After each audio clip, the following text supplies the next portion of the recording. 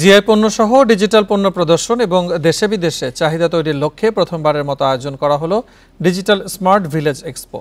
দুপুরে নাটোরের সিংড়া উপজেলা কোর্ট মাঠে মেলার উদ্বোধন করেন ডাক, টেলিযোগাযোগ ও তথ্য প্রযুক্তি প্রতিমন্ত্রী জুনায়েদ আহমেদ পলক।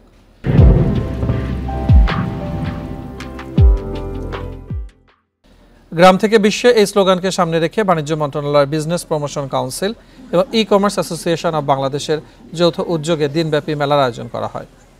মেলায় নাটোরের কাঁচাগোল্লা, দিনাজপুরের লিচু, বগুড়ার দই, চাঁপাইনবাবগঞ্জের আম সহ বিভিন্ন জিআই পণ্য প্রদর্শন করা হয়। এ সময় প্রতিমন্ত্রী বলেন, দেশে বিদেশে চাহিদা তৈরির কাজে এই মেলা ভূমিকা রাখবে। পাশাপাশি এই মেলা ক্ষুদ্র উদ্যোক্তাদের তৈরি পণ্যের প্রসারে সহায়ক হবে।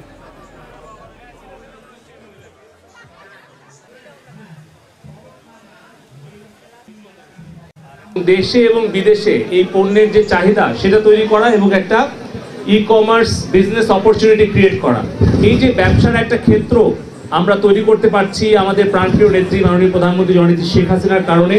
তার জন্য আজকে আমরা বাংলাদেশে প্রথম জিআই পণ্য মেলা থেকে মাননীয় প্রধানমন্ত্রী জননেত্রী শেখ হাসিনার প্রতি ধন্যবাদ এবং কৃতজ্ঞতা জানাই।